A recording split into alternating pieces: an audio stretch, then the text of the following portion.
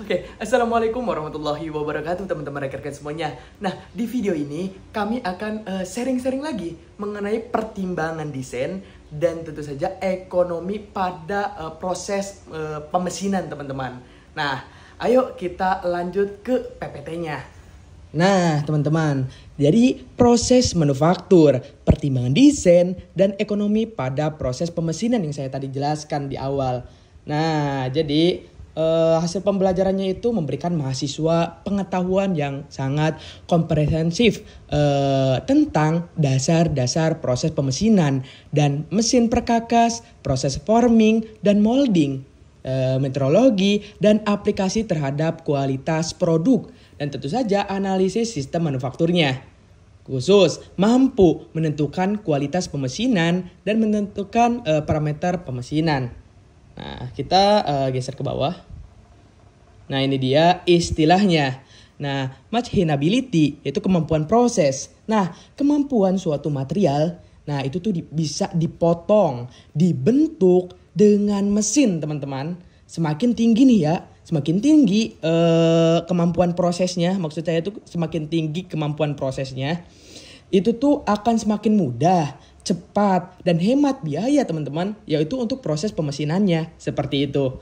Lalu lanjut ke toleransi. Nah, kalau toleransi ini yaitu batas deviasi yang masih dapat diterima dan diukur ideal suatu produk. Ya misalnya nih teman-teman rekan-rekan semuanya, jika toleransinya itu adalah 0,01.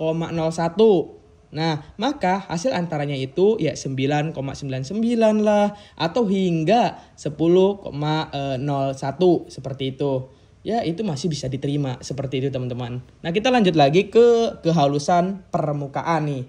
Nah, ini tuh tingkat kehalusan permukaan hasil pemesinannya. Pembentukan yang lebih halus itu tuh menunjukkan kualitas pemesinan yang sangat baik. Biasanya diukur dalam mikrofon dan sejenisnya teman-teman rekan-rekan semuanya. Nah, kita lanjut lagi untuk ulet ya. Nah, ini ulet nih. Nah, ulet ini teman-teman, sifat material yang dapat memungkinkan dapat ditarik ataupun dibentuk tanpa patah. Nah, material yang seperti ini nih yang saya akan jelaskan yaitu aluminium contohnya ya, lebih mudah dikerjakan dengan mesin dibandingkan rapuh gitu ya, seperti itu teman-teman.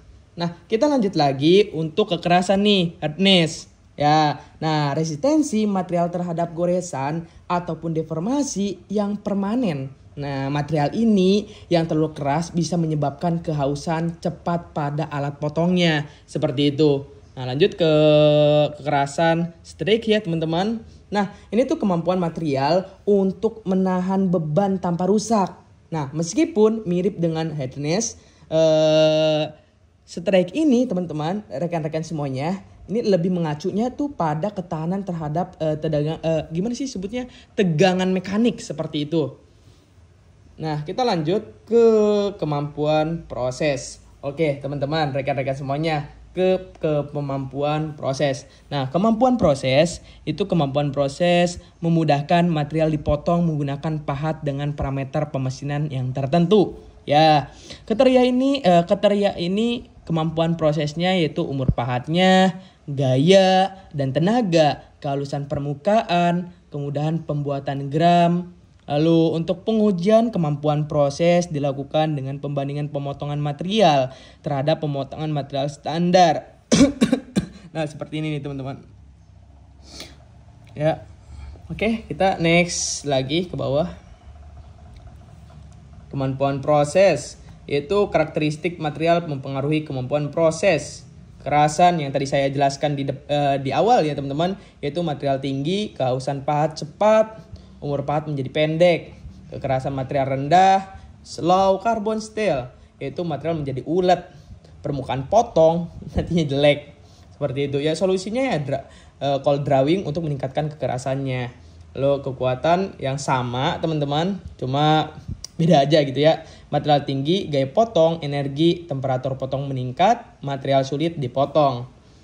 Lalu lanjut ke kemampuan proses 3, yaitu karakteristik kimiawi material mempengaruhi kemampuan proses. Kandungan karbon meningkat, kekuatan, kekerasan meningkat. kemampuan proses itu akan menurun. Nah, kandungan manganese ini dan nikel untuk meningkat, kekuatan dan kekerasan meningkat juga, kemampuan proses akan lebih menurun seperti itu.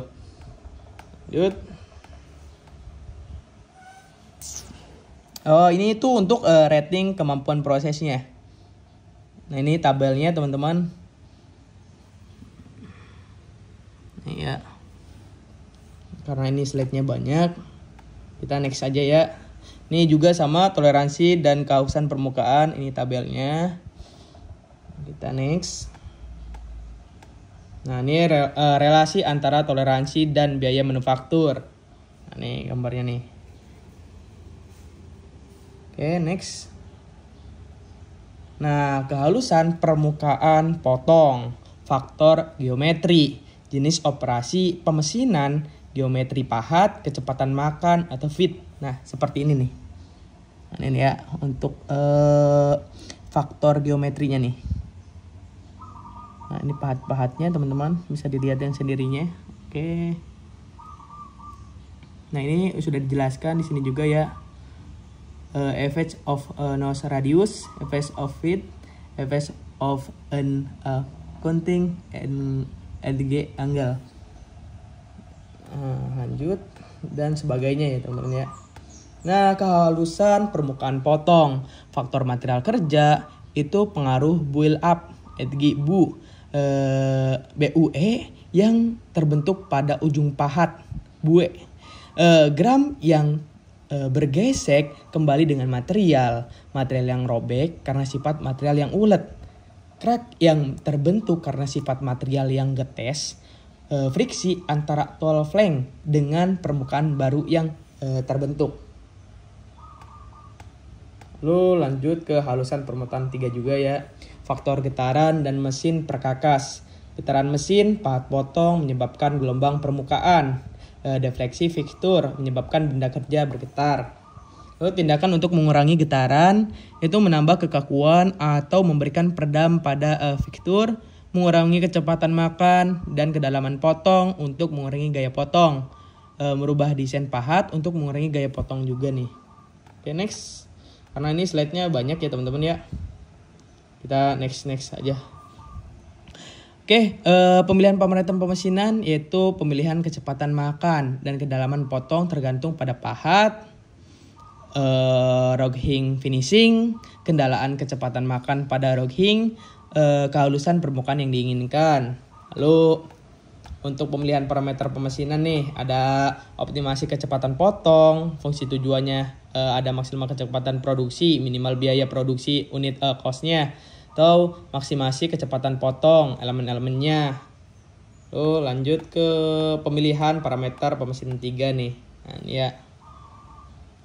Lanjut lagi teman-teman, pemilihan parameter pemesinan, biaya unit, komponen biaya.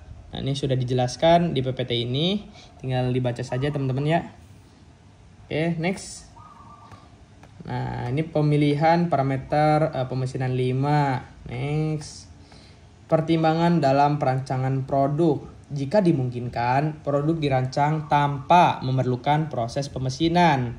Nah, penentuan toleransi disesuaikan dengan fungsi komponen dengan mempertimbangkan kemampuan proses pemesinan. Kehalusan permukaan disesuaikan dengan fungsi dan estetika. Sudut-sudut yang tajam sebaiknya itu dihindari. Hindari perancangan lubang yang dalam ya teman-teman, atau boring yang dalam. Gunakan ukuran komponen yang standar. Komponen dirancang agar cukup kuat untuk mencengkam dan proses pemesinan. Oh iya nih teman-teman, ini kan slide yang pertengahan nih ya teman-teman. Saya pengen nanya nih untuk kalian semuanya yang sedang menonton ini ya teman-teman, rekan-rekan semuanya yang sedang menonton. Apakah ada yang mau ditanyakan? Tanyakan saja di kolom komentar ya teman-teman.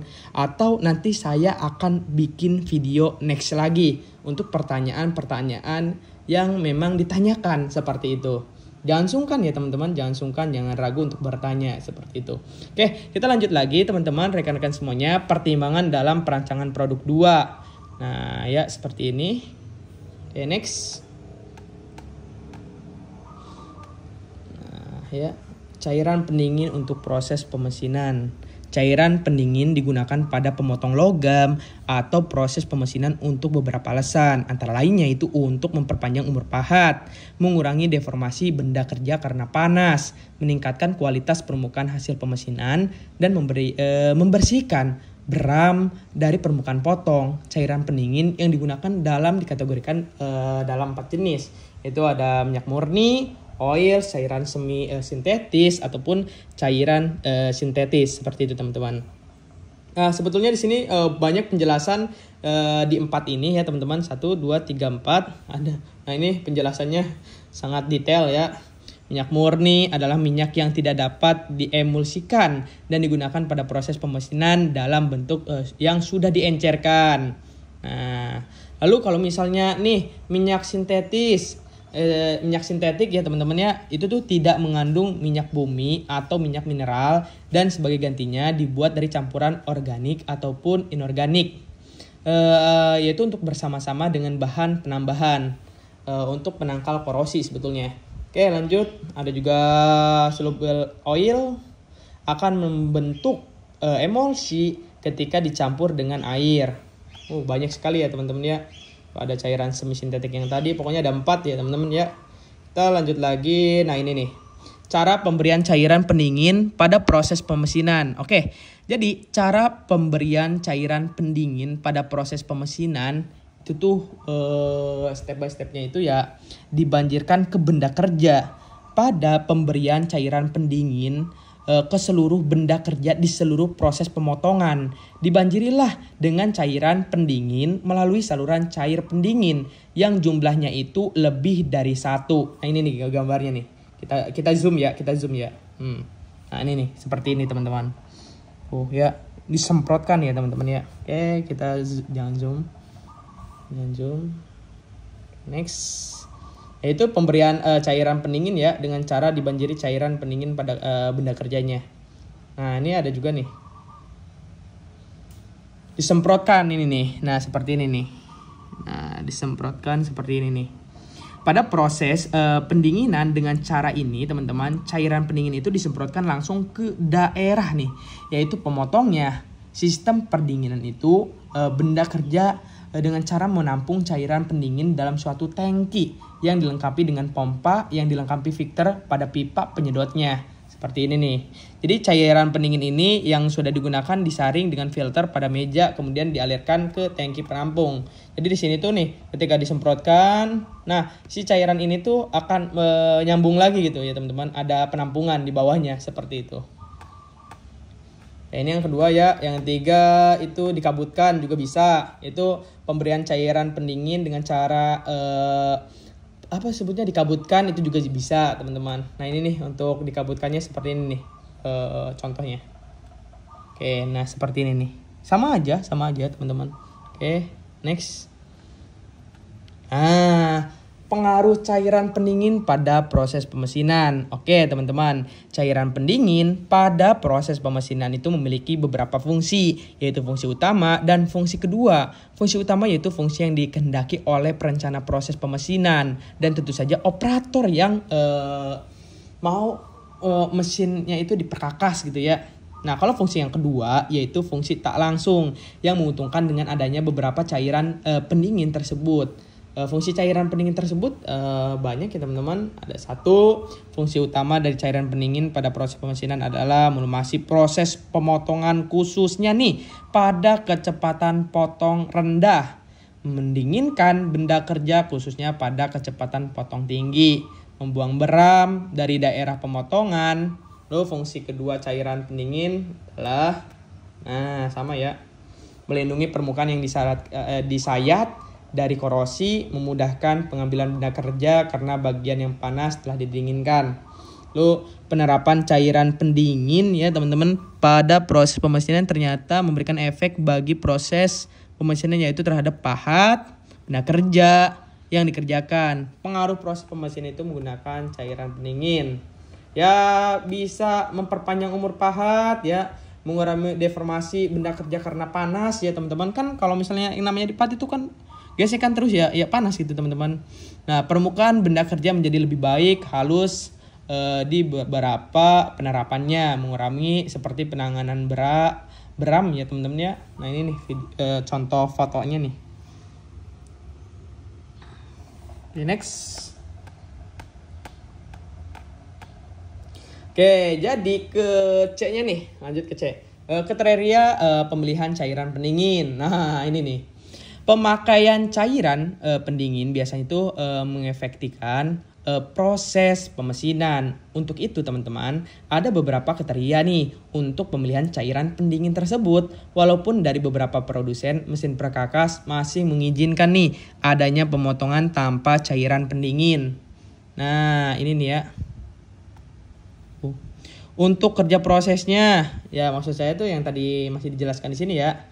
Yaitu kriteria utama dalam pemilihan cairan pendingin pada proses pemesinan adalah untuk kerja prosesnya yaitu seperti kemampuan penghampar panas, kemampuan pelumas, pembuangan seperti beram, pembentukan kabut yang tadi ya sebelum-sebelumnya ya teman-teman, kemampuan cairan membawa beram, ataupun pencegahan korupsi, stabilitas cairan, harga, keamanan terhadap lingkungan, kenyamanan gitu ya, keamanan terhadap kesehatan dan sebagainya, sebetulnya seperti itu. Oke, ini untuk beberapa proses pemesinan yaitu ada gurdi, remer, pengetapan, bubut, dan memberikan pembuatan ulir yang memerlukan cairan pendingin. Saran penggunaan yaitu dapat dilihat pada tabel 6.1. Oke, kita cari 6.1 ya. Aduh, sorry.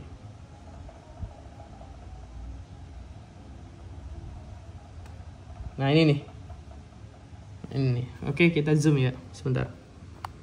Nah ini bisa dilihat nih. Cairan pendingin yang direkomendasikan untuk beberapa material benda kerja nih. Ya, kalian bisa lihat nih. Ada aluminium, brass, bronze, kasiron, koper untuk materialnya ya dan sebagainya. Ada ini nih pokoknya nih ada material, drilling, ramming, tapping, turning, threading, milling ya teman-teman ya. Next banyak banget ya. Oke, ke D ya, perawatan dan pembuatan cairan pendingin nih. Oke, perawatan cairan pendingin meliputi bisa memeriksa seperti konsentrasi dari emulsi soluble oil atau pH-nya ya teman-teman, kualitas dari minyaknya, kualitas dari partikelnya, kotoran-kotoran pada cairan pendinginnya. Nah seperti ini nih. Jadi teman-teman, rekan-rekan semuanya, hal ini tuh dilakukan pertama kali untuk merawat cairan pendingin, untuk menambah konsentrat ataupun air teman-teman, membersihkan kebocoran minyak, menambahkan intinya untuk mencegah nih ya, untuk mencegah pertumbuhan bakteri dan menyaring partikel-partikel kotoran dengan cara ini nih, centrifuging. Nah ini nih seperti ini, perataan centrifuging untuk cairan pendingin nih. Seperti ini. Jujur saya belum lihat juga nih kalau ini teman-teman. Tapi di sini kita sama-sama belajar ya. Nah ini ya. Jadi supaya kalian juga tahu gitu ya. Dan saya juga tahu gitu. Cairan pendingin akan menurun kualitasnya sesuai dengan lamanya waktu pemakaian yang diakibatkan oleh pertumbuhan bakteri, kontaminasi dengan minyak pelumas yang lain, dan tentu saja partikel kecil logam hasil proses pemesinan. Nah, apabila perawatan rutin teman-teman sudah tidak ekonomis lagi, maka sebaiknya dibuang.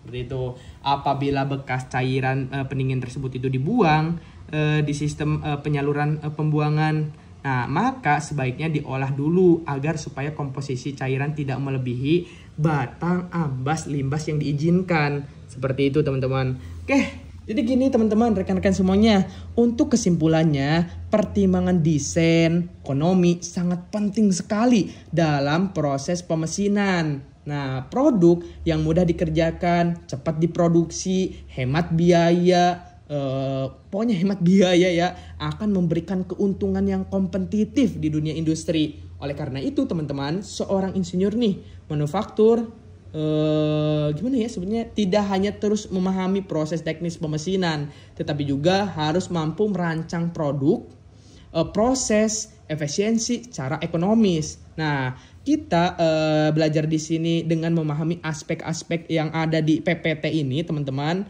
Mahasiswa teknik industri dapat menjadi perancang sistem manufaktur yang sangat unggul, efisien, mampu bersaing dalam industri yang lebih modern lagi, seperti itu.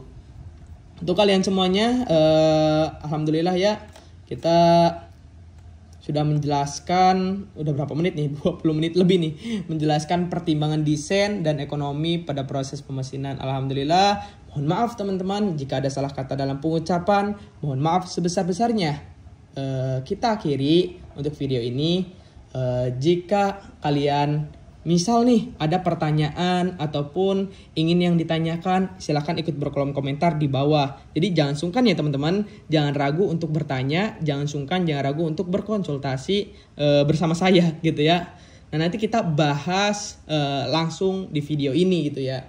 Nanti kita nextnya akan bikin video lagi pembelajaran bersama seperti itu. Tentang apa? Proses manufaktur. Oke. Sekian, terima kasih banyak. Assalamualaikum warahmatullahi wabarakatuh.